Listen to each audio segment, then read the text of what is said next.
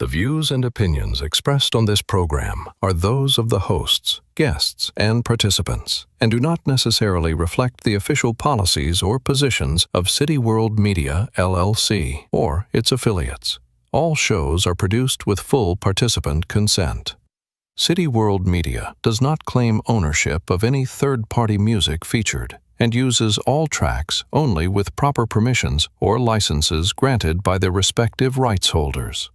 City World Media operates in accordance with fair use and digital broadcast guidelines on all platforms. From my city to your world, we are City World. Thank you for watching.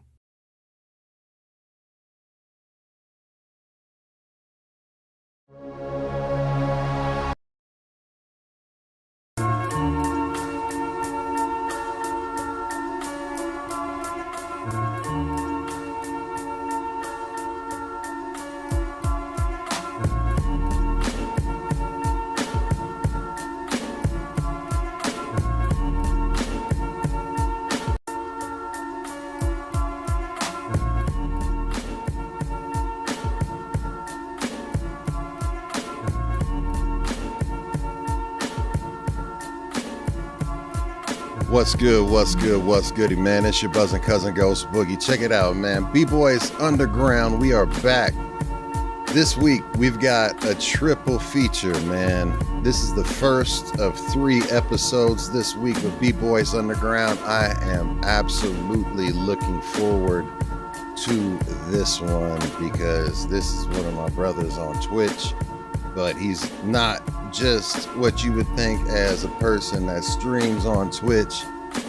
This cat is highly gifted, and just to give you an idea, he's West Philly born, DC based, a DJ with over 20 years behind the decks, from vinyl to serato, mixtapes to clubs, radio to tour life, remix work to Twitch, man. This is a DJ to DJ conversation tonight. We're talking about what it means to really move a room, not just press play and hope the laptop saves your dignity, man. Like, we're talking Philly roots, DMV culture, blend work, remixing classics, working with artists, the Twitch partner push, and where real DJ culture goes next. DJ E-Boogie comes from an era where, you know, the DJs had to read a room, know the records, control the energy, and even earn every reaction from the crowd. That foundation matters now more than ever because technology changed the tools, but it did not replace the taste and timing or feel that it takes to be an effective DJ, right? So we're going past, present, future tonight, from the booth to the truth, live, uncut, unfiltered, raw. DJ E-Boogie, man. It's my honor and privilege to welcome in DJ E-Boogie. What's goody, fam? Yo, welcome in. Yo, that was one hell of an intro, man. Hey, fam. That was one hell of an intro. I'm like, who's he talking about? I'm talking about you, fam. Look. I'm talking about you, the DJ E-Boogie. I don't know that dude. Who's he talking about? What's that? Nah, man, we talking about you, family. Hey, welcome in, and it's E-Boogie, y'all. B-Boys Underground. What's up? Yeah, man. So welcome in. And everyone, yes, we did push this back just an hour earlier because you know what? We pivot. And that's what we do. And it's an honor to have E-Boogie in the house with us. And so what we're going to do is get right into it. So like we always do about this time, it is time for the first question. And welcome in everyone that's new here right now and everybody that's tuned in live. DJ Raz, Mike Lakewood on Hood, everybody that's in right now, much love. But my brother Raise the Crowd is here. Okay, that's what's Raise up. the Crowd. See, and like, hey guys, I'm legally blind, so not really, but actually I'm actually looking at getting a designation of being legally blind after this damn surgery that they destroyed my eye. That's another thing. But so the question that we ask everybody. It's the first question. Basically, DJ E-Boogie, man, let us know, what is your first memory that you have associated with hip hop? You know, put us in the room, put us there, let us know what's going on, what that memory was, why it was so important to you, and also how that moment in time took you from there to right here with you and me talking in the present. Real strong. Oh Thank you man, for those biddies. that moment, my first moment in hip hop, I think, um, was the very first moment that I heard. It would probably be anyone's memory. The first moment I heard Rapper's Delight. I remember Okay. hearing that record. Remember hearing that record for the first time, and I'm like, "Yo, what is this?" Right? I just remember it being played everywhere, like throughout the whole entire neighborhood. And every time I heard this song, I was like, I want to learn how to do that. I was a rapper once upon a time, right? Um, and then I'm gonna make this as brief as possible. So just There's no briefness. We talk. so so just seeing the energy surrounded with that song from everyone, I knew that I wanted to be a part of something like that. So let's fast forward to the first time I saw breakdancing. So I'm like, okay, When was what's this? that? Do you? Yeah, like When is the first time that you remember seeing breakdancing? first time I remember seeing breakdancing was these guys in a mall. We're walking by and I'm seeing these, people gathered around, and this was around the time where we really couldn't do this in the mall, but we were renegades this time. So they're doing it in the mall. They got the cardboard out there, What year and was this? Do you remember? this was 82 or 3. So this is before Crush Groove. This is before Yeah, Electric Boogaloo. Any yeah, of that other shit. Like, you know what I yes, mean? Like, this for is, any of that. yes. Absolutely. And this is in So I'm Philly, right? this isn't no, actually this was in Maryland. I lived with my folks in Maryland at this point when I first Okay. witnessed breakdancing. Okay. So seeing that for the first time, I'm like, okay, what the hell is this? I'm already, captivated by the rapping, but what's this? Right? So I see that, I became a breakdancer. Joined the crew and everything, became a breakdancer. So time goes on, see B Street, all that good stuff. Time goes on, and we come across Run DMC. Now, of Mm. course, rapping, Run DMC, whatever, whatever. Hear the music, it's like that. First song, hear the music. Uh-oh. We lost you. We lost E-Boogie. If you can hear me, E-Boogie, you might want to refresh. So guess what, y'all? We are live, y'all. And that means that sometimes things happen. We're live, uncut, uncensored, and raw. From a And time where, there we go. He's back. okay, we back? Okay. We back. I'm coming from, so I see Jam Master Jay for the first time. You seen Jam I'm Master Jay in person? like, okay, what the hell is that? No, on a video. Okay, Right. okay. So I'm like, okay, what's this? What's he doing with those records? Because I'm coming from a time where my dad and his records, I couldn't touch my father's records. And if I touched his records, I had to grab him from the side, don't put your fingerprints on them. But what's this guy doing? Right? He's Now, breaking the mind you, rules. right. Now, mind you, before Jam Master Jay, there was Grandmaster Flash with Adventures of Grandmaster Flash. Now I'm hearing these sounds. I'm like, how are they doing this? What are they doing? How am I doing? How are they doing this? Yeah. So I see Jam Master Jay actually doing it. I'm like, oh hell no. Come on, man. like my senses are overloaded at this point, right? Not realizing that what I was going through was the elements of hip hop. I didn't know this. I'm just, enamored by the rapping, breakdancing, DJing, and the graffiti part passed me because I have no artistic ability in that avenue at all. But you know. Hey, look, you can do stick figures though. That's graffiti. Right. Yeah, yeah, stick figures I'm a pro at. I probably suck at that too, but No, you but don't. but we can do stick figures, but all the intricate stuff I couldn't do. So Yeah. the the elements of hip hop was something that I knew that I wanted to be a part of in some form or fashion. So we were a rapper, I was a breaker, and then now comes the DJ, Hmm. right? My first exposure to actually DJing, like touching turntables on my own, was with a group I was with called the Twins of Spin. The It was Twins of myself, Spin. right? Myself as a rapper, another guy named Greg Moore as a rapper, and another dude by the name of Aaron Moss, who was the DJ. Now, this is my first exposure to actual DJ who had actual 12 Technique 1200s. Which are I've never huge. seen him. Never seen them before in person in my life, but this guy had them. He had all the vinyl, he had everything.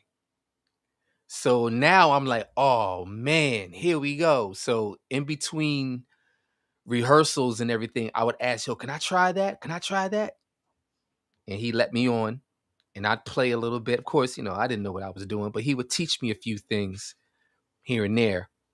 And he ultimately let me come over his house, whenever he wasn't in school, because he's in college. So whenever he wasn't in school, he said, yeah, man, come on down. We can work on some stuff, work on some mixes and things of that nature. So he got me into learning how to mix. Okay. Aaron Moss. He's the first guy. Salute to Aaron So Moss. yes. So that's he's the first guy who taught me to rock on these things. Um from then on, after Aaron, I pretty much taught myself how to do this. Like I watched other DJs, but I taught myself initially prior to him because Okay. I didn't know anyone else. I didn't know who else to go to. When I moved away, he did his own thing. I did my own thing, and I just primarily taught myself by watching other DJs and then going back home on my little raggedy system and What did learning you it. have? I want to know, of course, because the thing that always interests me is that yes, there is that journey that a lot of people don't know about unless you get into it and or you're blessed financially to be able to just go and get some real stuff right off the bat. But I want to know what were your Right. first turntables and what was your first mixer and what year was that?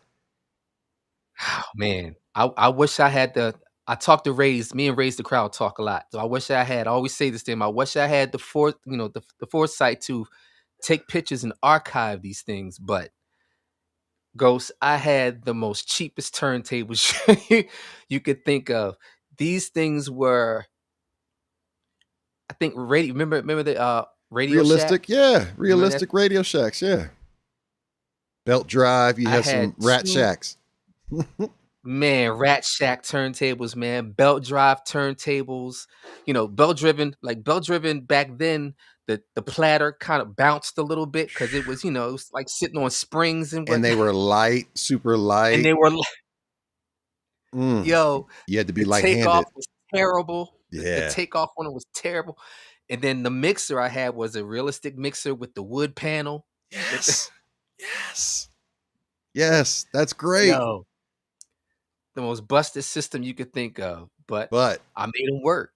you made it I made, work. And made how them work. much did that help you when you got on to some real ones? Yeah. Because once you got onto the real ones, you were like, and you Yeah. Definitely. You know what I mean? So, this is why I say the era that I came up in, when I teach my students, I tell them, look, you guys have it so easy because we didn't have this technology. There was no laptops where we could look at the screen and see the BPMs and cue points. Yo, we had we sync we button. sync buttons. We got it from the mud. You understand me? We got it from the mud. Cheap equipment, raggedy speakers, had to go out and buy the vinyl, and we had to buy 2 copies of everything. So we spending all our money on vinyl, the the process back then versus now is so much easier. And this is what I try to instill in my students, you know. So yeah, that was my first system, man. Just raggedy, but I made it work. It was so bad, Ghost, that you know how we have the on the back of the techniques, we have our tone arms, and Hmm. it didn't even have that. Everything was just didn't even have that. You didn't Had to have put weight, a you didn't have penny any on, skate, none of that. didn't It have was weight. just, yeah. None of it, man. It was just the worst. The worst. But here I was, young E-Boogie was up in his bedroom mastering the craft, you know, learning how to mix and scratch and all up in my bedroom. That's what I had.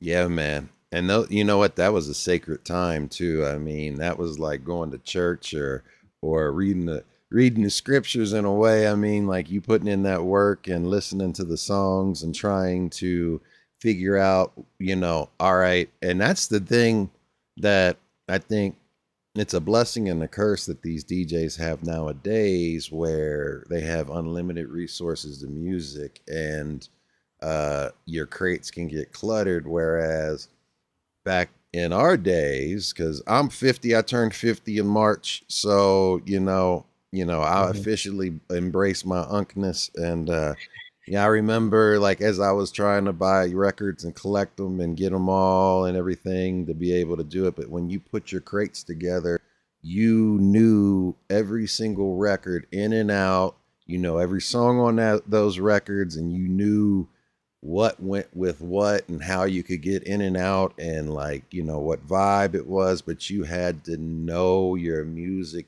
had to know the ins and outs of transitions to be able to make everything smooth. Because Mhm. nowadays, like with serato, the technology, you can speed it up, you can slow it down and keep it in key, whereas if you went too far fast or too far slow, you were either chopping and screwing it or you were chipmunking it, right? So you had to Right, keep right, right. right in a certain groove or pocket or be able to do a transition and talk and make it work to get into the next lane to go to the next level or however it was. And it's nowadays, man, I feel like it's cheating. Like I honestly do at points because You know what? Ray's said, no sync button. We use BPM by ear, and I'm like, fuck the sync button.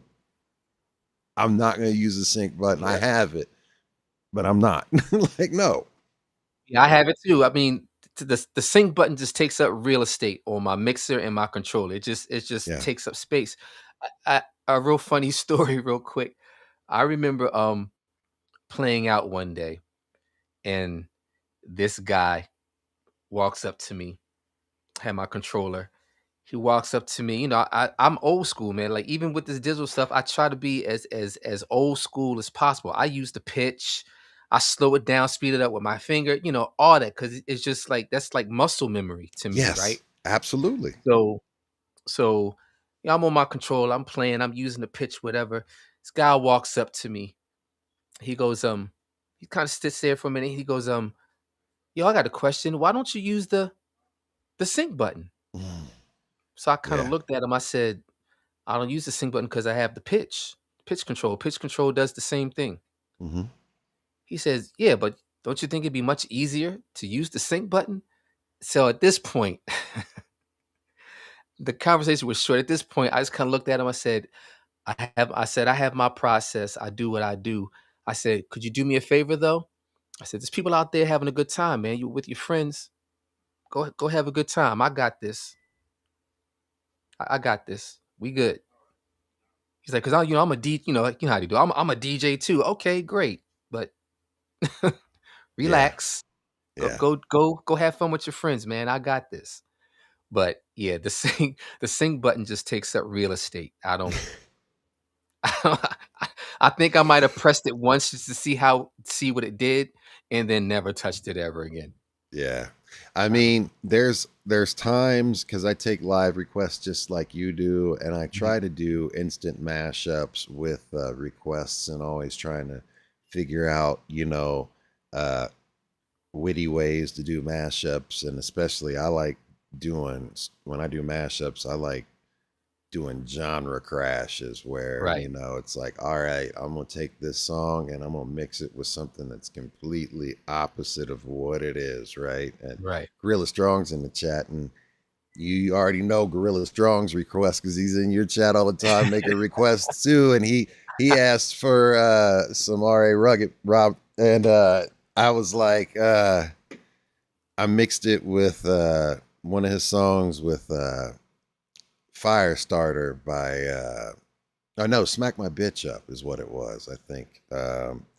And Right. like he lost his mind. He's like, what? It's like, as I'm always just trying to figure out like how to do something crazy with what it is. Sometimes it works, sometimes it doesn't. And like, what do you, because you're on a raid train that I would love to get a part of because I love doing that. It's like, and you were on it today, your version doesn't sound like mine or Ah, what's yeah, in it.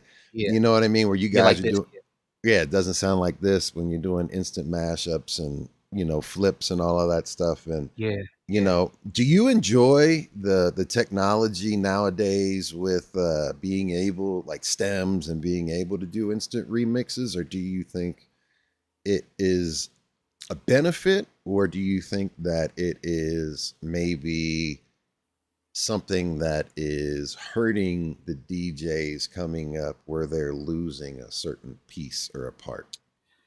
Man, that's a good question. I enjoy the stems, right? Um, but of course, back before stems, what we would do, we either had acapella or we didn't. So even if we Yeah. didn't have an acapella of the song, we would just cancel out the bass of one record and have the bass or whatever in the other record playing. So kind of giving it that illusion that, the acapella is with that song, so to speak. But with the stems, I like it. It enables us to be more creative. I know it enables me to be more creative because it helps unlock my imagination of, what I feel that a remix should sound like. I come from I attack any remixes from a standpoint of it has to make sense. Mhm. You know what I mean? I attack it from a standpoint of, say, a record exec from Columbia Records say, "Hey, look, I got this A. Marie song. I need you to remix it, and you're going to be the official DJ. I want this to be the official remix." So I want it to sound like it's something official, as opposed to, you know, and it's like, just because you can mix the two together doesn't mean that it should be mixed. If that makes any sense, because I hear a lot of DJs who do that. I do that You know what I mean? sometimes just You know what I mean? because, like, I'm just like, I'm gonna do this. But I feel you. I know. I feel you. I feel you. You know what I mean? But I'm talking about now, if you're doing it and just, I don't know Live and how to put it. impromptu.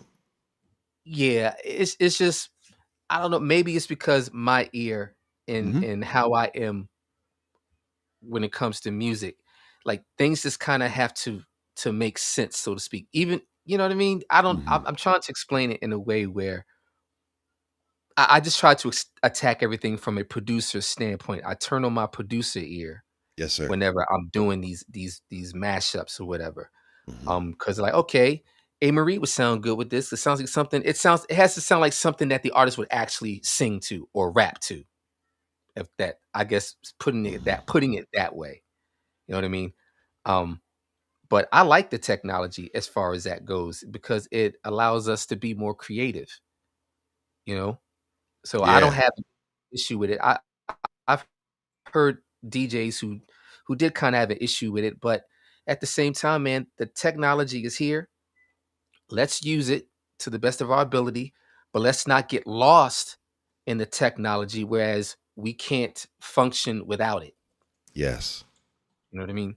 So Yes. let's use it. It's here. It's not going anywhere. It's always going. There's always going to be some new thing, some new this, some new that, whatever.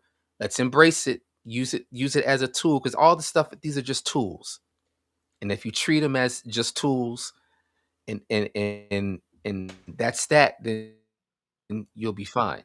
I don't have an issue with it. Yeah. I get you. I feel you. You You know, know.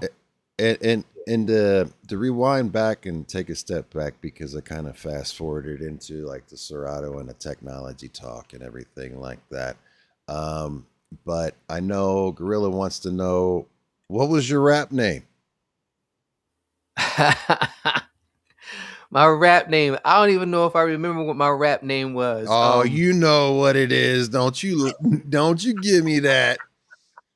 You just might not want to say it, but look, man, I don't everybody's want to first say it. I name, don't want to yeah, say it. everybody's first name was kind of like, look, I'll tell you what my first DJ name was. It was B Dog. Like, But see, so B Dog is cool, man. There's nothing wrong with B Dog. That's a cool name. that was given to me by my mentor because he was like,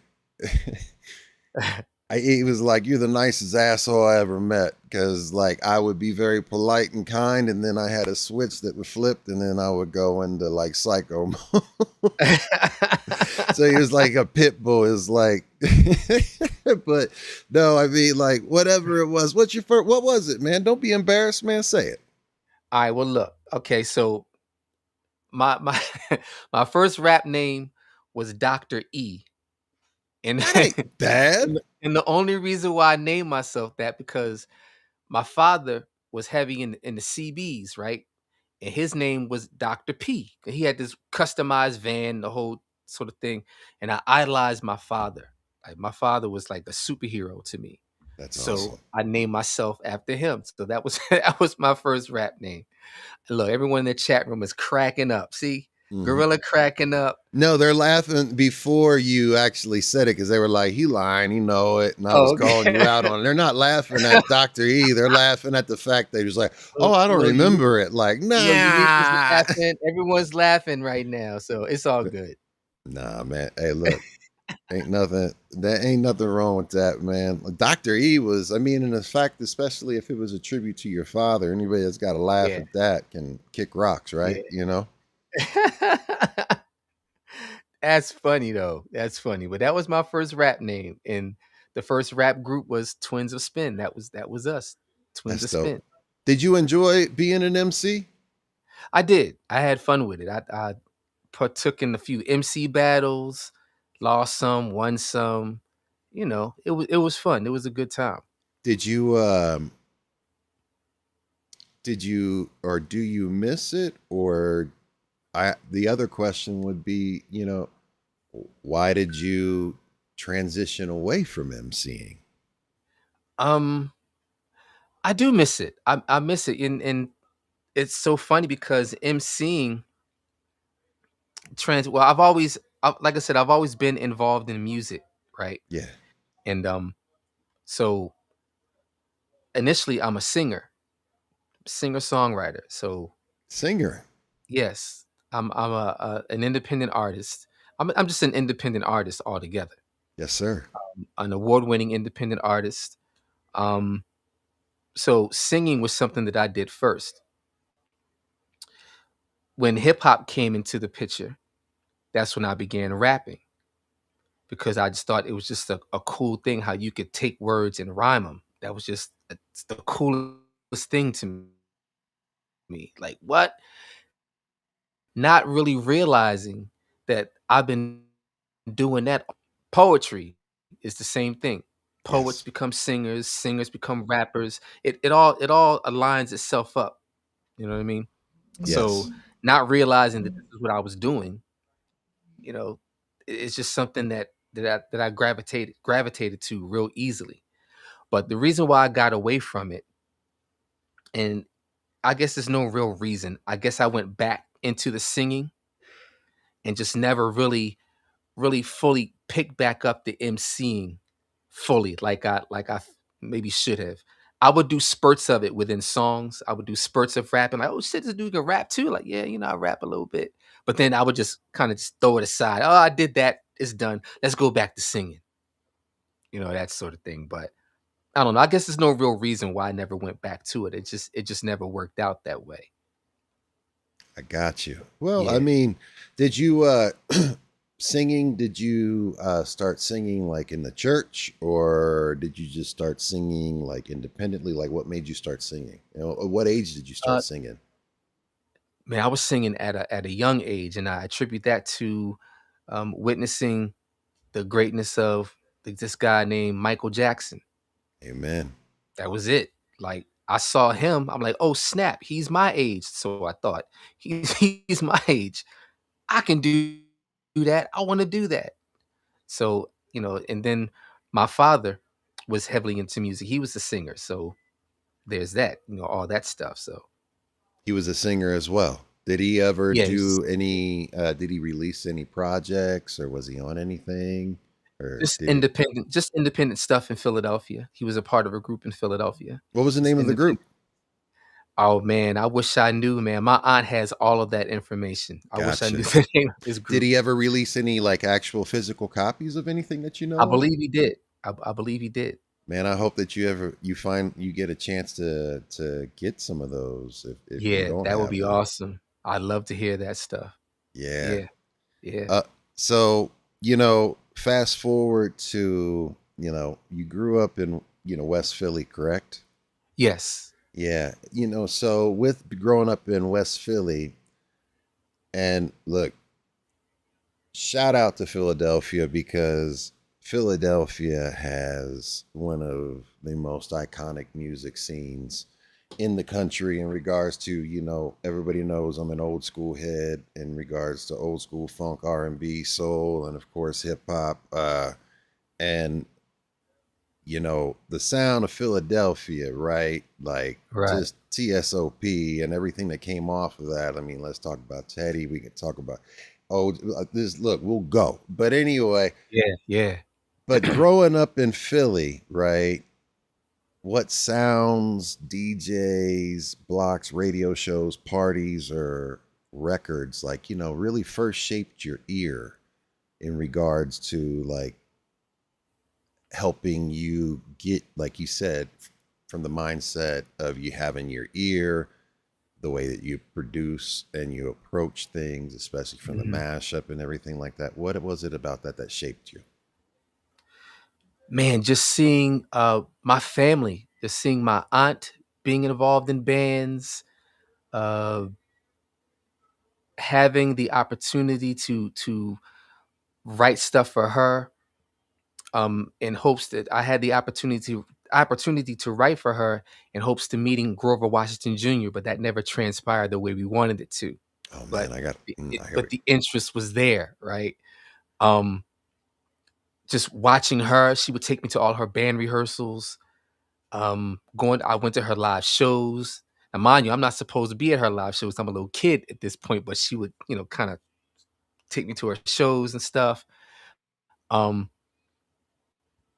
s- Seeing my uncle, he was in the band, like he played drums and he had a basement full of equipment, so I would just always around it. And then in the city, going to the block parties and hearing the DJs and the radio station WDAS in Philadelphia, listening to Lady B and Cosmic Kev and all those people, just all those. I know I'm jumping around, but all those No, you're good. hodgepodge of things just really helped shape my ear as a writer, as a performer, later on becoming a DJ, all that stuff attributed to what it is that I'm doing right now.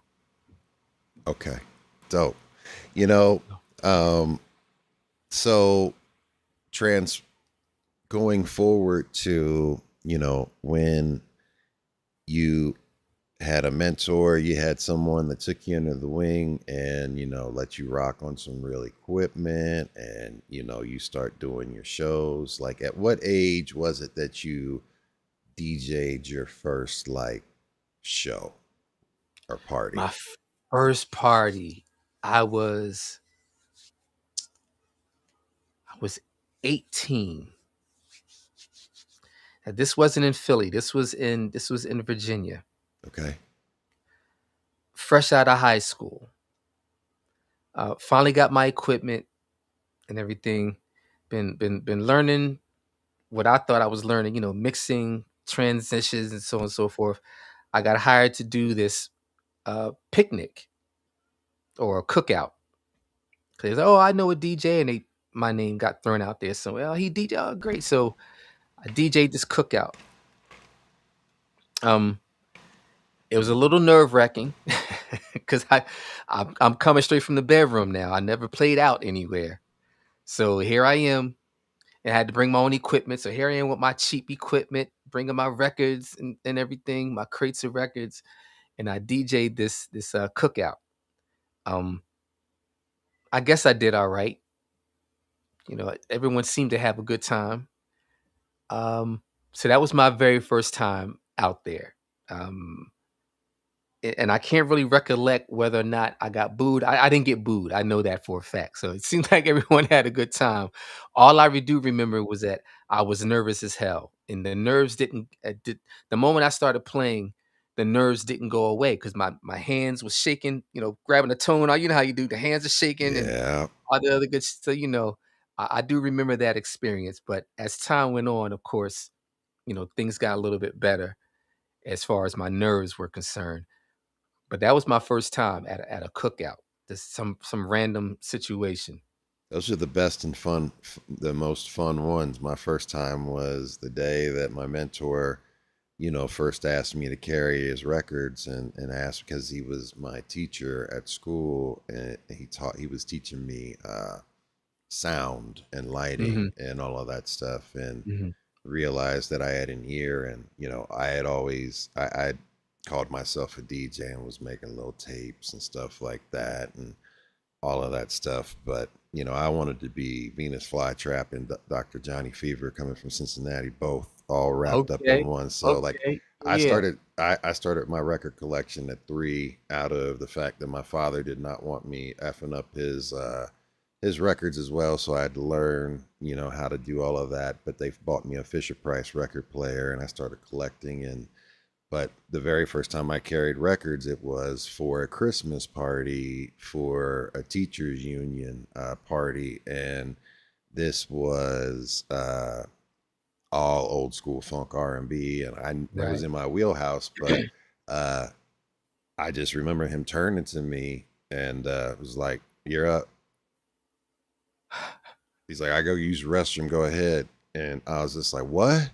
And now these are all teachers, right? These are like some of my teachers, and these are elders, right? In my eyes. And I'm in high school, and I'm like, okay. And he was like, "You got this." And I was just started doing it, and they kept dancing. I was like, "Whew." But that like those, you trying to hit that cue, like this, hit that, like, why can't I get to the beginning of the cue of the song, man?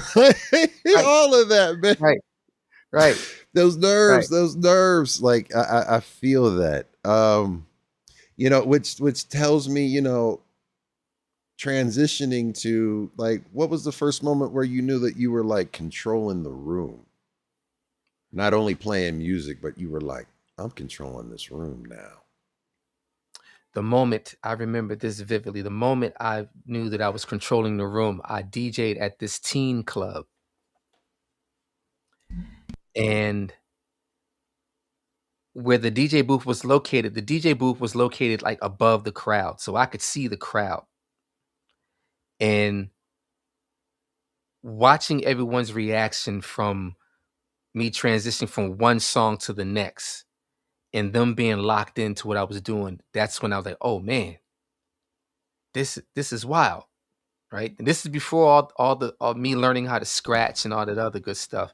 This is just me, playing records, mixing, blending, transitioning, keeping the flow going the whole night. That's when I knew, like, oh man, these people, they really rocking with what I'm doing right now. This is crazy. So at a teen club of all places, and you would think teens would be the most harshest, right? Your harshest critics. But I breezed through it without any problems. That was my very first time. I was like, man, I can really do this. Well, I mean, that was ultimately kind of like your demographic and like where your ear was catered towards. So, Mhm. more so than maybe a barbecue where there's adults and young people. And Right. those are the toughest as far as when Yeah. it's a mixed crowd to Right. you have to cater to make sure that you're not offending grandma, but you keep the Thundercats entertained too, and figuring out how to navigate that. That's tough. Being able to say, okay, I've got this crowd, this demo. I'm staying in this lane, and this is Right. where we're at, and we're vibing, right? Right. Right. Yeah. Right. Right. So, that's dope. You've done a lot of mixtapes, remixes, and all of that stuff. But before I get into that, I want to know actually, um, what's your personal rules for reading a room before you decide where to take the set next and control the vibe? Do you have what is your methodology for reading a room? Because that's the number one most important thing. Interesting. A lot of the places that I play out when I play out are diverse demographics, diverse ethnicities, I should say. Yes, gotcha. So if I'm say I'm playing at a brand new place, walk into the room, I look at the clientele that's there, and already in my head I'm planning out what I'm gonna start with. So if I see, say, even if the owner says, okay, look, it's open format, but we want to stick with um 90s, well, 80s, 90s, early 2000s, right? But it's Mhm. open format. So I'm like, okay, cool. So it gives me a lot of wiggle room. I could play pretty much anything. So I walk in the room and I see the clientele. Say the clientele in the room is a bunch of, like, maybe, I don't know, like middle-aged white people, so to speak, Mhm. right? A few black people here and whatever, whatever. So already I'm thinking, okay, let me hit them with some 90s R&B, 90s pop first. Like the stuff that they know, to kind of get them warmed up, because that's always been like a safe space for me when I'm looking at the crowd. Okay, they know this song, so let's start here, and then I kind of just go from there and fill in the blanks from there, because watching how they move gives me the indication. Okay, they're not feeling that. Let me shift. But in most cases, and then a lot of times when I'm doing that, I'm guaranteed, and I stand by this. I'm guaranteed to find that sweet spot every time. And when I find that sweet spot, whatever it is, I stay right there. I stay right there. No So, but yeah, deviation. You just like no that's the deviation. pocket. That's where we lock it. That's the pocket. Yep. Once I find it, that's the pocket, and I stick right there. Like, okay, I finally found it. And when I do play, when I do first start playing, I always tend to get a lot of people. Just people sitting down. They're basically talking and whatever. But I get that head nod. I see the head nods, and like, okay, well, I'm doing something right. We The starting finger we starting off snapping. good. Yeah, finger snapping head. They still in mid conversation, but snapping their fingers and nodding their heads. Okay, I'm off to a good start. No one's up dancing yet, which is okay. I'm cool with that. But at least I got that head nod going. I'm straight. Let's proceed. Let's move on. Right. But yeah, that's pretty much my method, man. Just look at the room, see who's in the room, and it's almost stereotypical, so to speak, but it's almost stereotyping as a necessity, right? Because, okay, look, they're middle-aged white people. We're not going to hit Hmm. them with no hardcore hip hop, even though they may like that. But I don't know that. I don't know these people, so let's start here. You know what I Yeah. mean? Then maybe someone, a person I would least expect, hey man, you got any Cypress Hill? You like Cypress Hill? Hey, no problem. You got it. Right? Cypress Hill coming up. You know what I Yeah. mean? So you just never know. But that's pretty much my how I start. I just look at who's in the room, and then kind of th- guess at what I think that they would like, and then go from there. It usually Hell works yeah. for me. That I have to ask you a question. How many crates would you carry with you to a gig of records? Back in the day, anywhere between 10 to 15 crates, Are we talking about milk crates or like full size tote milk crates? crates. Milk Milk crates. crate. Okay, 10 to 15 milk crates. Gotcha. Hell yeah. 10 to Yeah, 15. man. Phew. That stuff people don't realize, man. The equipment was heavy, the crates were heavy, the speakers were heavy, the amps, there was amps that you had to carry, separate uh EQ modules, all types of stuff that no one knows when you are Man, gigging. listen. The It party is was free.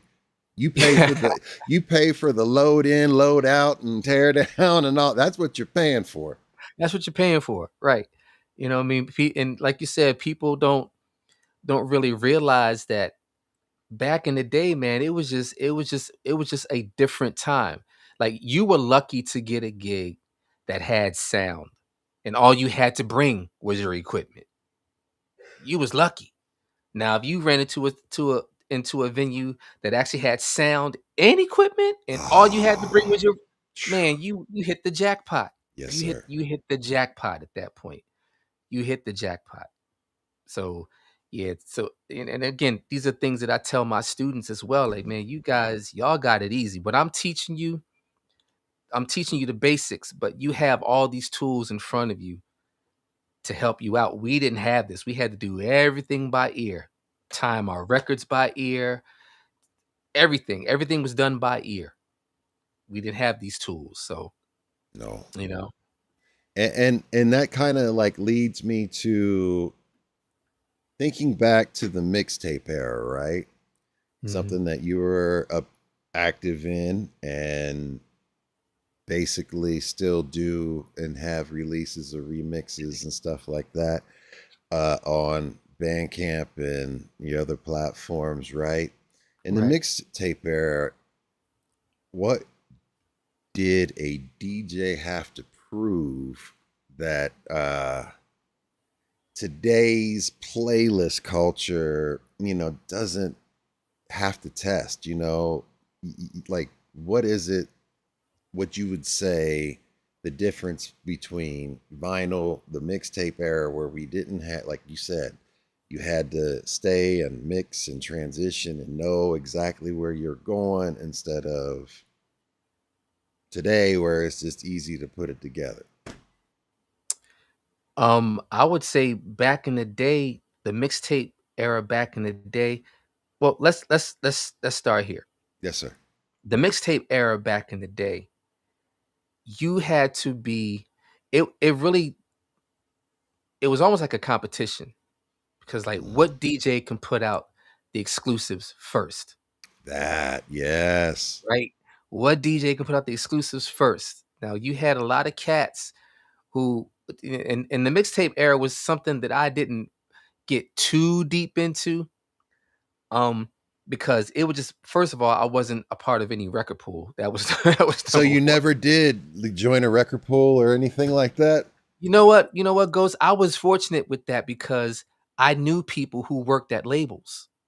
Got So it. So they were sending it to you right, so directly they would say, without. I'm like, Yeah. I would be at a gig, and I remember being at a gig. This was like the mid 2000s.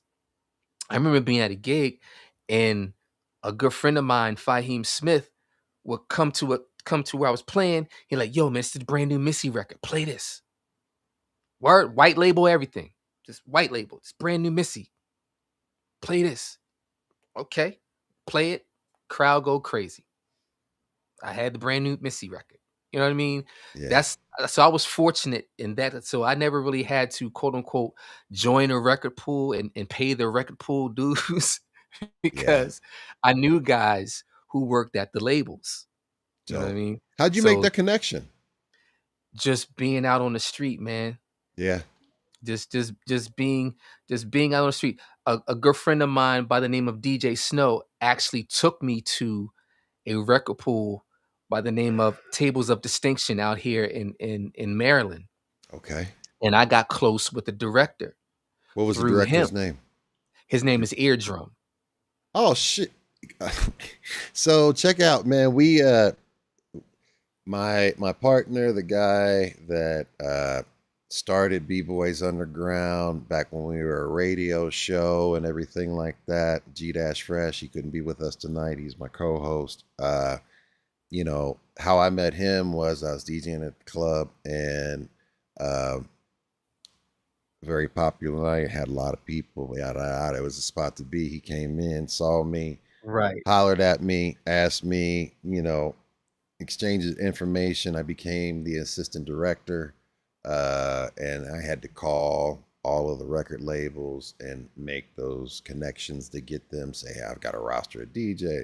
Yeah, send them record labels, and then, oh, by the way, send them directly to me too. Send me my copies, like all of that, and it was one of those things that you know being able to make those breaks of the exclusive stuff, uh, no one really understands how competitive it was, but also like the adrenaline rush that you have when you get a chance to get a good response. Like if you hear something and it's like, woo, and you Yeah. get that response because no one, it's a drug. It is Yeah. absolutely a drug when you have control of that much sound, which is that much vibration, that much energy, that much, you know, there that you feel it coming back. And then also it's intoxicating. It is Oh man. absolute, it is such a drug that I chase and I love, and even in Twitch, when you're doing it and you see that, you're getting good reaction stuff like that, Mhm. and you're in the zone and you're feeling it, like, because I feel in my heart, I like to minister through music, and like every single song that I play next, even if I play a request, I'm doing something with it with word plays, and there's Yes. going to Yes. be I have lyrics in it that are speaking specifically to something that's going on in my mind, or Mhm. the mood, the emotion, or something like that. So like setting that and putting that out there, Right. is it's just intoxicating. It's a drug, and I love it. It's like it is my drug of choice, if Mhm. anything, and it's a good Mhm. healthy drug too. So Absolutely. Absolutely. It's the I say this in my streams all the time. It's like no matter how I'm feeling personally, the moment I turn on the camera and step behind these decks, my job is to transfer good energy out to everyone else. No matter how I'm feeling, I could be having the crappiest day, right? But music is my therapy. yes, sir. Music is something that it calm they say, music soothes the savage beast. it, it really is. I mean, it's a serious healing property. It And is. which is one of the reasons why I'm on, I don't know, 2, 3, 4 times a day. I love it I too. I get teased about it though, but I mean, it's just one of those things, man. It's just something that I love doing. I love DJing. I love playing music. I'm involved with music all day, like pretty much 85, 90% of my day. Yeah, I'm involved in music to some degree, you know. So, Yeah. yeah. And quick question from the chat. Gorilla wants to know, have you done any mixing work for albums? Like I've done stuff for independent artists. Yeah, I've done stuff like that. I've got a few things out there. Um, a few area guys from the DMV. I'm a tour DJ for a guy named Priest the Nomad. Yes, I Uh, was going to ask you about that. yeah. I've Let everybody know about that, because Priest is the Nomad is nice. Yes, yes, he's a dope dude. I did work for a guy by the name of Enoch Seven Prophet. Of course, I did work for Christopoulos. Like Christopoulos and I have such a catalog of music. It's just ridiculous. Like the things that I did with him, and even our live shows when we perform live, he was the one who suggested like, hey, look, from time to time, come from behind the turntables and sing. And at first I was so against it, like, no, I don't want to do that. I want to do that. It's like, come on, you got to do it because you have Really? a So great. he was encouraging you to like, Yeah, oh, he how him. uncomfortable was that? It was pretty uncomfortable because here I am, and I don't know why. I don't know why it was uncomfortable, but I'm Ghost. I'm the type of guy that I'm such a team player, right? If I'm not the focus, I don't want to be the focus. Like, you're the focus. Let me be the bass player, right? I'm the bass player. You're the focus. There's no need for me to step out and do a solo or whatever. I'm just that kind of guy, right? So he's like, no, man, you got to step out because, and his wife was the same way. Oh, you got a beautiful voice. You got to come out and sing. Da, da, da, da." Like, right. It was between Christopoulos and my manager, Enrique. They were like, you got to step out and sing. You got to sing. Like, oh, man, I don't want to do that. I don't want to sing. I'm the DJ. Just let me DJ. Like, nah. So, I would do that, step out and sing, and then it became a hit. So it just became a thing that I would, step out and sing with this guy. But yeah. So I do have a few recordings out there with Christopoulos, Priest of Nomad, Enoch, the Seventh Prophet, and a few other people as well. But those are the three main guys that I've done work for. Dope. And Gorilla also wants to know what's your current setup that you're rocking right now. When we were talking Um, gear before. got my Technique 1200s, my babies. I got my Rain mixer, Rain 70 to 72 MK2 mixer. So you like I have, Rain? yeah, I like Rain. I like Rain. I like Pioneer too. I messed around with Pioneer, but it's Yeah. something about the Rains that I like. What And is it? I don't know. It's just the workflow is cool to me. It's easy to me. Okay. I don't know. Yeah, I mean, But it's I one of like. those. It's preference, right? Yeah. Yeah, it is. It's like apples and oranges, really. So when people try to say, yeah, Rain is better or Pioneer is better, la, la, la, I'm like, yeah, it just depends on who you ask. In my Yeah. opinion, because they're both dope mixers. They're both and the products are dope as well. Like, even if I were to ever get rid of my Tech 12s, Don't do it. clearly the next choice would be the Pioneers, clearly. Those crossovers. Duh. Oh You know what I'm saying? man. Duh, you know what I mean? But I've always been a technique dude. Techniques are tanks. Everyone knows that. Techniques, if you take care of technique turntables, they will take care of you. And I mean that wholeheartely. Mine are The from 1986. Bro, mine are from, I think I got mine, and these were sold to me by my man DJ Deluxe. These are 19 maybe 94s, maybe. Yeah, I bought I gotta these. ask. I never got rid of my. I've had a couple sets of 1200s, and I've had a bunch of different turntables throughout the time. But I remember the set of 1200s. I were my first set, and I got them from a pawn shop, and I got two for 400, and they had serious ground issues and all of that Right, stuff. And right. I still rocked them and was proud of them, and figured out a way to make them sound decent and everything. And then I could never get rid of them, and I always kept them. And then when I got sick and used Twitch and DJing as a platform to get healthy and everything like Mhm. that, I went and grabbed them. I was so grateful that I had them, and got the equipment. I got the phase, so I could bypass the tone arms, and then Right. uh, until I got them reconditioned and got a new Mark Scratch, right? Just Yeah, got the cheapest one I could get, and then made it happen, right? yeah, yeah. But I'm so grateful that I never threw those away, because those, you know how hard you worked for your first set of 1200s, man. Did you, and like, how much did you, if you don't mind me ask, when you Yeah. got your first set, you already got those from your man, like, how Mhm. much did he charge you for those two? He charged me 7 for both. That's dope. I You mean, can't beat that. You no, you I sir. mean, you can't beat that. Go and try buy a pair of brand new 1200s right now. They're See like how much they cost. 1,500 to 2,000 a piece. And that's the low end model. That's the low. That's not the yeah. Right. Right. That's not the bells and whistles model. That's the That's like low end five model. grand for for their top of the line one. It's like 5 grand, fam. Yep. And And it's it's not so even a funny. hybrid. Right. And it's so funny because I remember working at Guitar Center. I worked in the pro audio department, So you obviously, worked at right? Guitar Center. Wow, Right. okay. That would be fun. Obviously, right? Haha. Right. So I remember when 1200s, because we would pack them in. I remember when 1200s were 369 a piece. Yes, sir.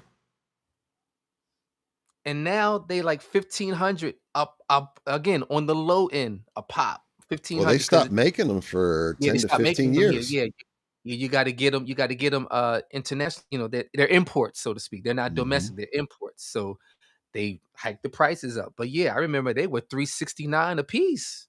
Yes, sir. Yeah, man. They were very expensive. And yeah, I mean, that's the thing that people don't understand, that it takes a lot of money to be a DJ. I mean, there's so much investment even nowadays with Yeah. laptops and music Hmm. subscriptions to Serato and Hmm. all of these different things that everybody has all of these built-in monthly prices or whatever, right? And Yeah. it there's a lot to it. And when you offer a DJ, $50 and 10 drink tickets to show up and DJ for 12 hours, like, and it's free exposure. It's good for your brain.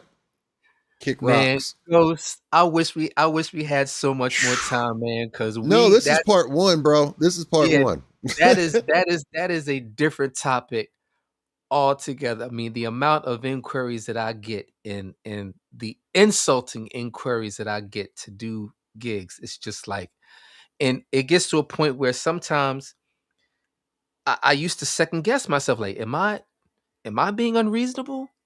Like maybe I should take these things, but then like, man, hell no. What they're offering doesn't even cover the cost of my laptop. And I gotta bring everything? Like, come on, man. Nah, this, but people don't really understand that. And and I hate the person who contacts me and they tell me all of the like the first thing is they tell me where the venue is, right? Yeah. And it's this big venue, like this, it costs money to get this venue, right? So I throw my price out there. Oh, we don't have the budget for that, but yet you're at this venue here. Like, how much did that cost you? How much did your photographer cost you? Right, right. So don't hit me with the venue and you got the 360 booth and you got this, that, the third, and the catered food and the ice sculpture of Biggie. I don't want to look. You tell me all this stuff. I'm already looking in Chocolate your pocket. fountains. Right, the chocolate fountains. I'm already looking in your pockets at this point. Oh, word. Well, my fee is this. Bam. Yeah. Cause clearly you got it. Clearly. Yeah. Right. But those people, they tend to wait to the last minute. They get That all the part. trappings. They get they treat us as the last with lap. No. From the time you get the venue, you need to be looking at the entertainment. That should be the next thing. Yes, sir. Right. Because We the should entertainment's the most important part. It's going to keep the people absolutely. there. Absolutely. You know what I mean? Absolutely. So you got all these beautiful things, all these beautiful amenities, but if you ain't got the entertainment, what you got? You got nothing.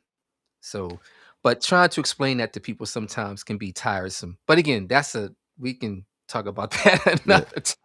Another time. 75 to $120, little unique said on a Threads post. Yeah, I think I seen that same Threads post actually. Yeah. Yeah, I'm uh like who's taking that? Like I wouldn't even suggest that a beginning DJ who wanted to get their chops wet, and their get their brand feet out. wet to take nothing like that. No. Yeah. Don't do that. That's crazy. Yeah. That's robbery. What's called diluting your value, or and basically you basically train your customers. There's always a thing that you have to train your customers to be expectant of your rate, so it's not sticker shock to them. And and when you do bring the quality and you show it and they get a chance to witness you and stuff like that, Mhm. then that's a whole different story. And you Yeah, it's a whole mentioned different story. that you teach, and you teach a lot of DJs, and you do mentorships and everything like that. I want to Yeah. ask you this, what do the younger DJs need to learn from the vinyl era, even if they never had to carry crates? Or like, what do you bring to them with your experience in the old school ways, or the unk ages, as the new kids refer to us today.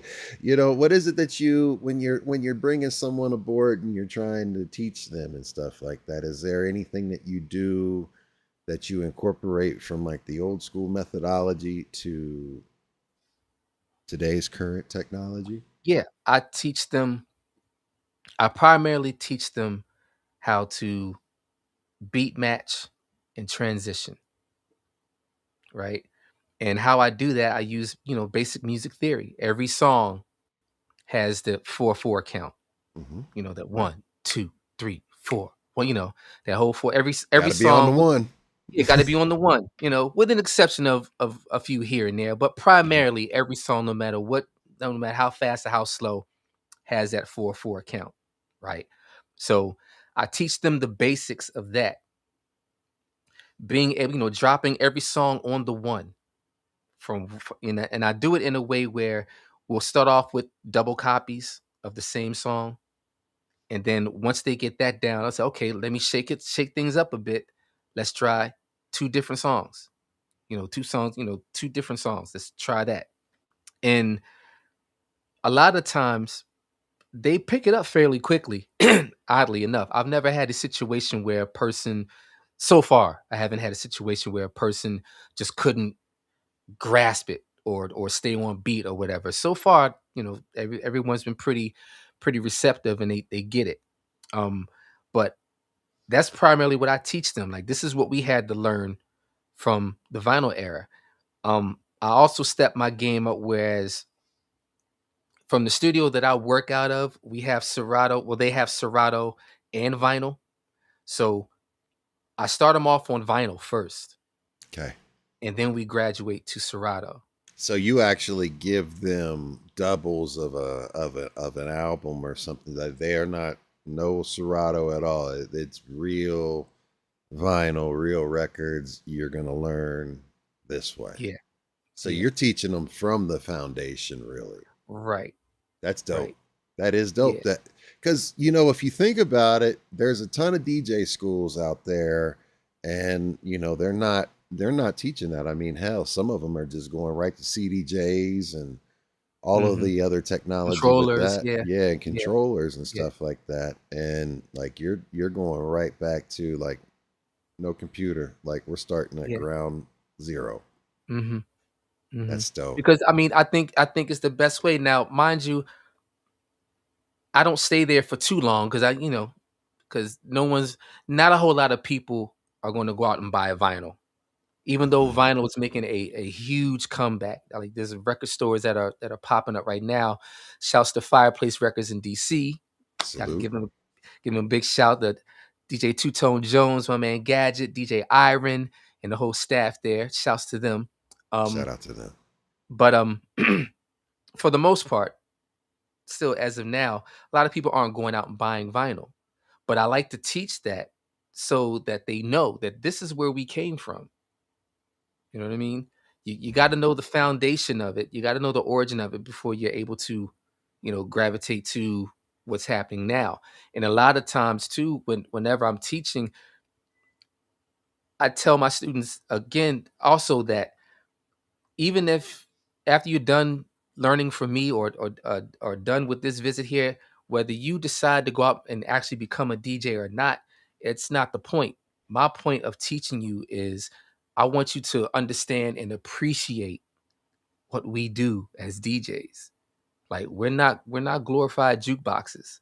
Nope. Like what we do takes skill, takes timing, takes patience to even learn this, right? So if you want to go off and if you don't ever want to DJ ever again, it's not for me. Okay, that's fine. But the next time you go to an event or to a party or to a lounge, to a club, and you see that there's a DJ working, understand what it takes for this DJ to be able to entertain you the way that they're doing. Like Yeah. appreciate, you know what I mean? So that's my biggest take. That's the biggest takeaway I want people to have when they deal with me. That's dope. And do you teach at a school, or is it your own? Like, how do people? I teach Like, at right now. I teach at a school, but I also do private lessons as well. I just wrapped up a private lesson a few weeks ago. what's the name of the So school that you work at? it's an organization called Words Beats in Life. Words It's an Beats org. in Life. Yeah, it's a nonprofit organization. I'm one of the DJ instructors. They have a few other DJ instructors as well. One of the chief DJ instructors there is by the name of DJ RBI. Shouts to my man RBI. Salute. Um, Another cat who's there, DJ Shablast. A bunch of cats there, man, that donate their time and just give back to the community. You know what I'm saying? So I'm happy to be a part of that whole situation. Shouts to my man Mozzie for entrusting me to do that as well. Salute to them. And you know what? Yeah. I mean, I'd love to be able to have all of them on and, Oh highlight the yeah. I school can and I can feature put the you in touch with them. school. And like we Yeah, I can feature put the you in touch school with and talk about it and, them. Yeah. talk about that for real. That'd be Yeah, dope. I can put you in touch with them. That would be Absolutely. dope to have them Much on. love to them, man. Because, I Yeah. mean, this is what we're doing. And, we're trying to be able to give folks, all of the elements of hip hop. And, that's the reason why we started the DJ series. And, I was just like, man, I want to focus on talking to my peers and the folks that I look up to. And of course, Mhm. I look up to you and everything that you've done Oh, thank you, brother. and have Likewise, done. man. Likewise. Likewise. Oh, well, I Likewise. appreciate that, man. But like, it's it going into your career, like the one thing I want to know is transitioning from being in the club and DJing for people, but when you started working with an artist on stage, how did your role change compared, to running a solo club set? What is that when you're working with an artist and you're performing and doing a performance, what's the difference? Doing a performance versus doing a club set. Yes. Like when you're starting to work with an artist and doing a Mhm. performance and that compared to doing a club set or like a gig, like where you're DJing to keep the dance floor going, set a Oh, okay. vibe and everything like that. Whereas now you're a part of an act, you Right. have an MC or, and you're DJing or you are actually performing or whatever. Right. How, what's the difference? Like tell us, what the difference is and compared to the The difference to me is that everything is prepped when you're a part of I guess a package or a show working with an artist. Everything's prepped, everything's rehearsed. Um, versus whenever I'm going out to do a club set, everything's off the top of the dome. Everything is just I'm reading my crowd. I'm navigating through. You know, just almost sort of flying by the seat of my pants. Really, which is a big adrenaline rush for me because I like taking my crowd to different places musically whenever I'm Okay. doing a set. Yeah. Versus uh, being in a performance where we've already rehearsed it, we've already mapped out how this plan is going to play out for the audience. You know what I Hmm. mean? So that's pretty much the difference. The adrenaline rush is still the same though, because I love being in front of a crowd performing. I love seeing the positive reactions from a crowd. So that is the same, but just the preparation is different. Absolutely. Yeah, because you are literally doing rehearsal after rehearsal after Hmm. rehearsal. So I mean, being a part of that myself and being a touring sound guy and also Hmm. being with bands and them going through rehearsals and all of that stuff is like Yeah, you yeah. better have it before the time before you get to the stage and everything like that. um but yeah, when you add cuts and scratches to a record, how do you decide what serves the song instead of overcrowding it? Oh man, that's another good question. How I approach stuff like that is, I think I'm DJ Premier. Hell yeah. I think I'm DJ Premier. You know how Premier Shout just out to lays in the Primo. cut. Yeah. Premier never oversaturates. He never goes crazy. That's me, right? Because again, I want the I'm just the instrument. You know what I mean? I'm the instrument. You're the star. I want people to hear what you're saying. I want people to really take in what you're doing, Hmm. right? Now, when it's my time, if I'm doing the cuts on the chorus or whatever, you know, I'm keeping it light because I don't want to take away from the rest of the record. You know what I mean? I get my little shine in, and then boom, it's back to the MC. You know what I mean? Um, but I've had artists go, "Yo, E man, I need a little bit more." Like, more? Like, yeah, load it up. I'm like, are you sure? Like, yeah, man, come on, stop being a jerk. Just load it up. You know what I mean? But but that's just my nature. I don't want to, and I get what they're saying, because they want the record to really pop. But from the way I'm looking at it, like, look, I just want to lay in the cut, man. I'm the instrument. I'm the lead guitar or whatever. I'm strumming, so to speak. I'm just doing the rhythm section. You doing your thing. But I attack it. Just I try to just really pick out songs that complement the record, pretty much like what Primo does. Pick out the Less songs is that more. complement the record. Right, less is more. You know, in that I love it when he's in that pocket, and I mimic that. That's what I do whenever I do cuts. Like a lot of the stuff I do for Christopoulos is just in the pocket, and I Yeah. let Chris do his thing. Same thing with Priest and Nomad, just in the pocket, let him do his thing. That's it. Hell yeah, man. That's dope. Yeah. And getting into your remix work, right? And which I love the fact, you have such a wide variety of doing remixes and stuff like that. And your remix work touches classic records and major voices. What makes a record safe to remix and what makes Hmm. a record off limits? Hmm. I think what makes a record safe. That's a good question. I never really given it much thought as to what was safe versus what was off limits. I just basically like say Michael Jackson. I got a couple of Jackson You remixes on do my have on my some Bandcamp. fire ones. Um, the Can't Help It one was something I took a chance on that. I didn't know if I was going to get any type of backlash or feedback from that at all. I took a chance on it. It felt good. I I let a couple of people hear it before I put it out, and I just said, you know what? Whatever happens, happens. Let's release it into the world. And luckily, it what would be what I would consider safe versus off limits. To be quite honest with you, I just go where the feeling takes me, and just let it go from there. So, but one thing I do on Bandcamp is that when I release it, I make sure I give the artist credit. That's one thing I do, right? So it'll say Michael Jackson, blah blah blah, blah DJ E-Boogie remix, boom, right? So it'll never be like, oh, remix, can't help it, remix by DJ E-Boogie. I'm always going to give the artist their credit, always, Yeah, you know.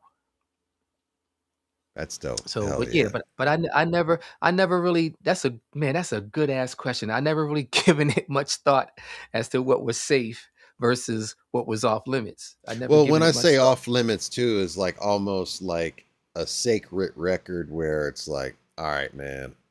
Because there are sometimes, I mean, if you remember back in the 90s, every single freaking song had to have a remix, and people only wanted to hear the remix version and like Ah, jettison yeah, the original yeah, version. And yeah, sometimes, in my opinion, it's like, nah, man, the original version is where it's at. But, yeah, it's like yeah. the remix, it's like, this didn't need a remix, fam. Like, you But you know, also you also remember back in the day too, Ghost, that remixes in the '90s.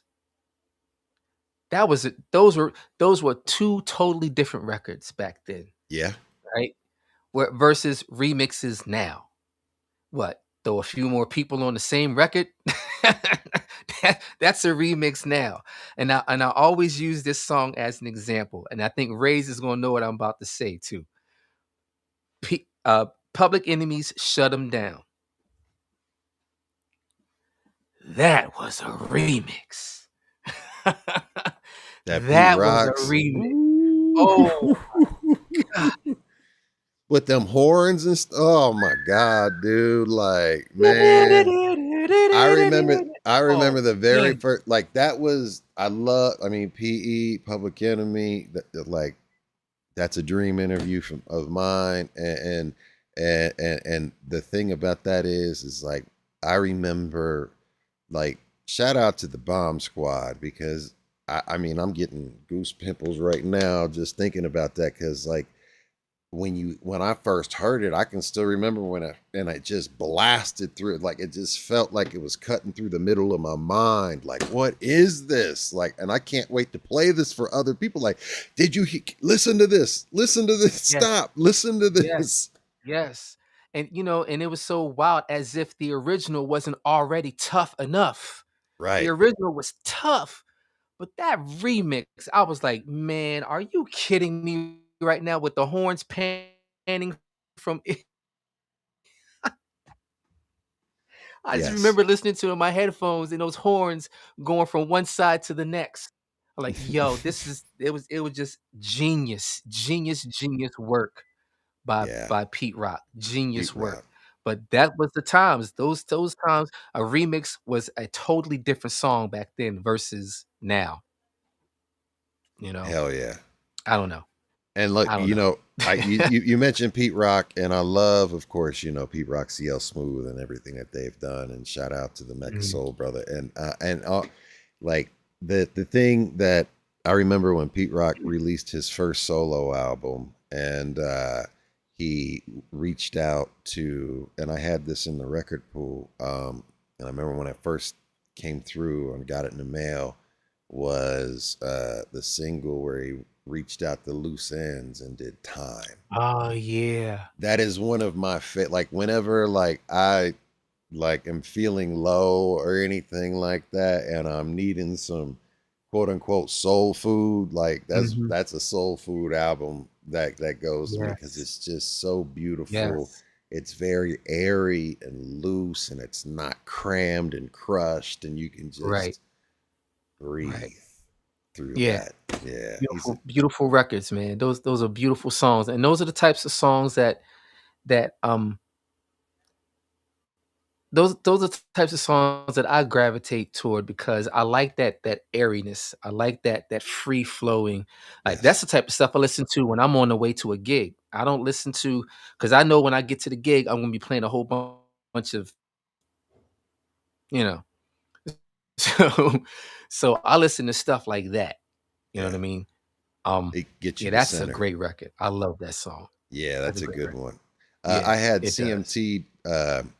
CMT on, and he was a producer with EA Ski, and like produced the majority of like Spice One's first two albums, and a lot from the Bay. He's Mhm. worked with everyone, and when he talked about before he went in and like was doing like that gangster shit, like, he was sitting in the car and he would listen to jazz and get centered, and then it's like, all right, I'm gonna go in here and now I can be on my aggressiveness and bring that energy. But he had to get back to center, you know what I mean? And Right. that, I do that too, like, you know what I mean? It's like, let me get to center, find myself so I can Right. know where I'm at. Right. All right, and now I'm in the creative mode where I can Mhm. be who I want to be, right? So fast forwarding, you currently, um are on a partner push, right? And Yes. we, as Twitch DJs and as the Twitch community that's here, and much love to each and every single one that's here in Twitch, YouTube. And for you guys that are on Twitch, if you want to ever watch any of the replays of B-Boys Underground, all of them are on YouTube at B-Boys Underground. Check all this episode and every single other one that we have there. But, you know, Twitch, it's a beast in itself. And I don't think people really understand, or even the streaming aspect of how much it takes just before you press that go live, before you can actually start playing music, right? But being able to engage, and here's a personal question, because here's something that I do not do well, and I have a problem with personally, and not knowing how to engage the chat while my ADHD brain is locked in and focused on like 4 or 5 albums ahead and thinking about how I'm going to put this together and trying to really get a transition right and all of that stuff. And then trying to figure out, like, especially when the chat's moving, you've got emojis flying and people talking, and it's like, how do you, and then talking to them and not just asking the mundane questions like, so what you eat for breakfast today? You know what I mean? Or how's the weather outside? Like, you do such a great job of being so smooth and engaging and entertaining to listen to, and also nice on the turntables and everything like that. Is there anything that you do or that you could share and take me as your student to say, hey, do this, Boogie, so you can get better at dealing? Because I would rather, I'm not afraid to talk, because my teacher was a broadcaster and he was one of the coldest on the mic and DJing and transitioning and all of that stuff. So I had to learn how to talk, and I got my flavor from him. Right. But that Right. wasn't like a club party situation. Mhm. Here on Twitch, I would rather just be able to play the damn song, not talk over it. And like, we're here to listen to the music and everything like that. Maybe in the interludes and breaks, say, hey, what's up? What's up? And stuff like that, instead of constantly like, hey, I feel like I'm taking away from the music. Like, how do you find that balance? I'm like you to a degree. Whenever I'm playing music, I'm mindful of that. I'm mindful of the fact that people are here to listen to the song, right? So when people come into the room, I see new people hop into the room and I'm playing a song, I usually wait till like maybe the chorus to engage with them. Say, hey, what's up? Welcome in, Gorilla Star, good to see you, fam, whatever, like that. It's just, you get a sense of timing. You know what I Yeah. mean? You have a great voice. You have a radio voice. So, and like you said, there's no need for you to talk all through the song, because like you're trying to hear the song too. And that's another thing with me. I'm trying to hear the song too. So, I'm playing it for a reason. right. I'm playing it for a reason. I want to hear it too. So Yeah. I'm not gonna inundate you with the fact that, yeah, I was talking to this girl the other day and blah, blah, blah, yah. And like, come on, yo, let the Yes. song play. Like, you know what I mean? Can we hear the record? I like this song. Yeah. You know what I mean? So it's just, you kind of create your own balance. It's nothing that doing. I'm not doing anything special. I don't feel. You know what I mean? It's just I just look at it from, I'm trying to hear the song too. You know. So Yeah. if someone asks me a question mid song, again, I kind of wait till maybe the chorus or a break comes in, and I'll ask the question. The most Right. I may do during the song while the song is playing is maybe laugh at something somebody may have said in the chat, and somebody said something funny and go, ha, ha, or really little unique, oh, that's what's up, and then shut up and let the song play.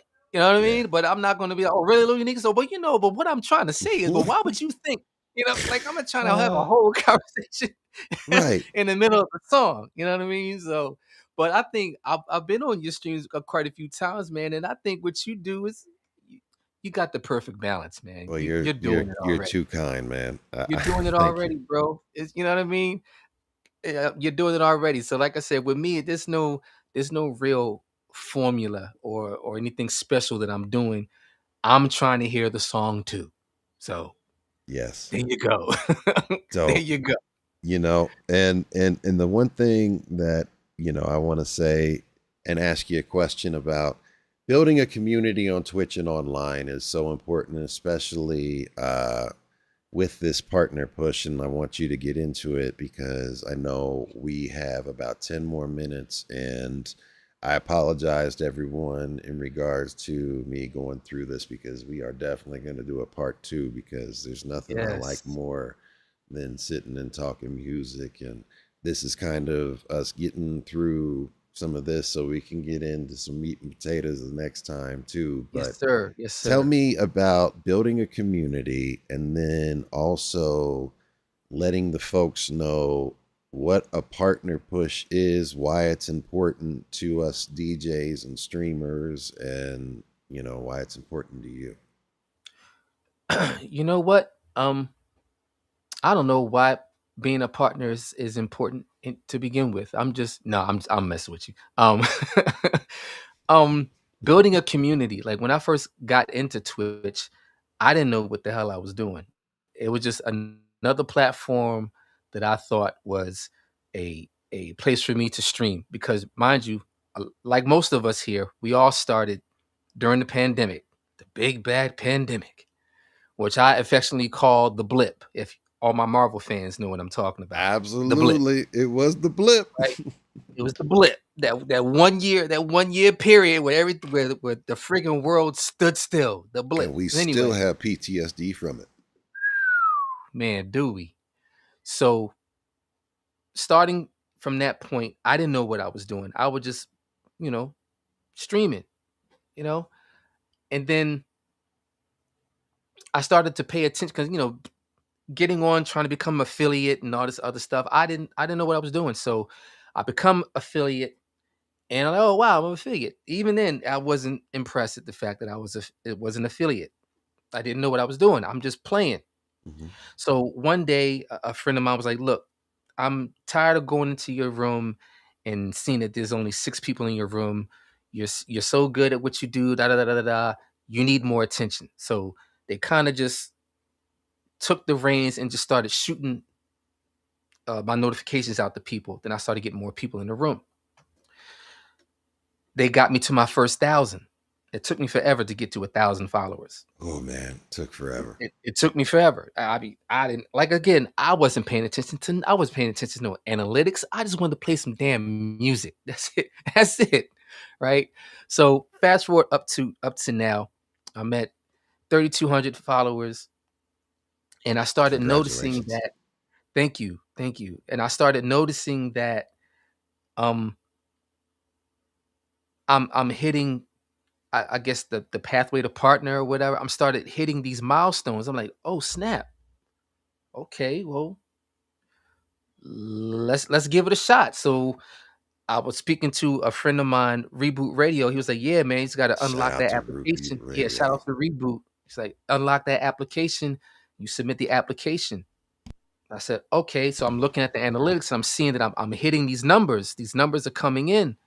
So I'm like, you know what? Okay, let's just go for it, man. Let's do it. Let's do it. So this is where we are right now, and why it's important to me is because it almost brings a sense of what's the word I'm looking for? I guess it pretty much solidifies my place here in the Twitch universe, if that makes any sense at all. Total Most sense. people will probably most people probably would say, you don't need it because we already think this of you, da da da da da, which I Which appreciate. is true. But I guess Which is true. it's I guess it's more of a personal goal for me Mhm. to make partner on this platform. So Yeah, man. that's pretty much it. I have no idea how I'm gonna ever get there, but that's kind of a dream of mine too. And Mhm. we're trying to figure it out, but we'll get there hopefully one day. And Well, you know I what I can mean? well I can tell you this. Like if you check the analytics, if you ever look at your achievements in analytics, you have to hit 75 or more viewers I know. six times in a row at any Yeah. individual, you know. But I found out an I got insight like on it. 6, 7 at a time. You know what I mean? So, but I also found out from a person that, say I raid into you with 75 people, so to speak, Yeah, right? So you hit your mark. Those 75 people don't have to stay. gotcha, They can leave and do whatever, but the fact that you hit it, that's it. That counts. And gotcha. I didn't know that. I I didn't didn't know know that that. either. I thought it had to be I was like, retained "Oh, for a wow, certain okay." amount of time, and Right, right. That's what I thought, but I was like, mm, "Oh, okay. Hmm." Yeah, dope. and the raids count because once from what I found out before, once upon a time, raids did not count. Oh, okay. Like, but Back they in old, count now. gotcha. So so if you say right now you have 30 some odd people in your room, Mhm. and then you get rated by a person who has 60, boom, you've reached your mark. That's it. Those 60 people that rated into you don't necessarily have to stay. You still hit your mark. Gotcha. You know what I mean? So I said, Understood. okay, so it makes it a little easier. It's just that you got to do it 6 times in a row within the month, from Within what the I month. understand. Understood. Within the month, right? So you can do it. You can do I it. got you. And I also found I out that, refuse to not use bots. yeah, don't do that. Don't do that. I know a lot of people that do. Don't do Don't do it. that. I ain't Don't do got the that. money for bots anyway. I ain't paying for that cheap viewers on. No, I'm sorry. Right. Something. Oh Lord Jesus, save me, Right. man. Don't. I know a few people who use them too, and I'm not. I was like, okay, It is okay. what it is, bro. It is what it is. And I saw Rob Boombastic said, yeah, you just got to hit the target. You don't have to maintain the average. So Yeah. just hit the target. Hey So man, that's it. salute. Uh Yeah. shit, y'all tracked them. He said, but I ain't never seen a partner. But like Oh, so that in itself, man, like is so important. And what we need to do is support each other yeah. and definitely be involved. And it's I got a question for you, and we're gonna let you go because I know you got to get ready for your raid. So everybody that's tuned in live right now, your boy is back at it like a crack addict. He's going to be on another raid here at the top of the hour. So make sure that you stick around and or see the live notification. If you guys don't already follow DJ E-Boogie, please do. And make sure that you tune in to all of his streams to support him so he can get to his partner push and get that check, right? I appreciate that, Ghost man. And Thank you. but on the way that we're going to go out here is looking forward. What is the next chapter for DJ E Boogie? More Twitch, more remix work, more teaching, more touring, more A&R, or something people do not see coming yet? More touring. I want to tour more. I want to get out more. Um, and probably more Twitch too, because I love the raids. The raids, in my opinion, are like virtual music festivals to me. You know what I Okay. mean? Yep. To be on a lineup of a bunch of other DJs. It's like, it's like a virtual music festival. That's why I do so many raids, you know, two at a time or three at a time, whatever. You know what I mean? I love it. I love being around other DJs. Um, all the DJs on this platform inspire me. I don't give a damn what skill level you are. The fact that you're a DJ and you've taken to the art, I'm inspired by that.